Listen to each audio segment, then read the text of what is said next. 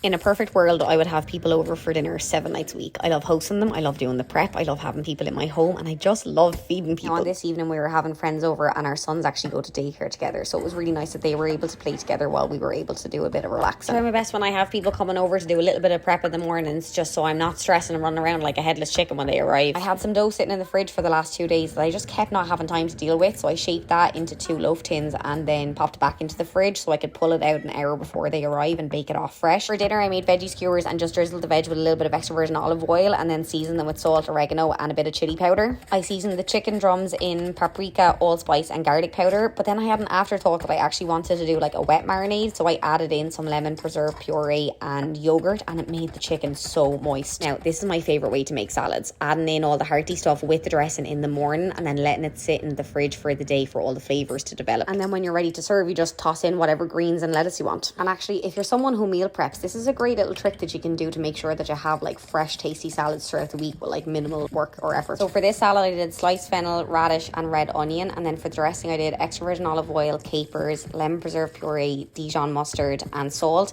Gave that a mix and a good toss, added in some cherries and then popped it into the fridge. And then all of those juices from the veg will actually start to create your dressing for you. Now, it's no secret how expensive it is to go grocery shopping these days, and I'm just always looking out for the best deals and how to make my grocery shopping even cheaper. And I saw this whole wild caught salmon at Metro the other day for $17. And overall, Metro is a very expensive store in comparison to the other ones that are around, but they always seem to have great prices and deals on their proteins. But anyway, I wanted to use up the leftover red onion and fennel from the salad and stuff the fish with it, but I also added in some fresh lemon, dill, zucchini, Dijon mustard, extra virgin olive oil, salt, a little bit of dried oregano, lemon preserve and then garlic powder. Gave that a good old mix then and then just stuffed the salmon with the filling and used a few pieces of butcher string just to tie around the salmon just so all the film wouldn't spill out onto the barbecue. Finished off the salad then by adding in the fennel fronds, which is the top part of the fennel. It does actually look like dill, but it does have a lighter licorice taste than the actual bulb of fennel, and then popped in some chopped mint as well, but I didn't want to waste the mint stems, so I cut up some fresh ginger and turmeric and popped it into a pot with some sugar and brought it to the boil so I could use it for my tea. Gave that a mix and then just added in some mixed greens later on, and I forgot to film the potato salad I made, but sure, go on, pop the kettle on and get cooking. Slán!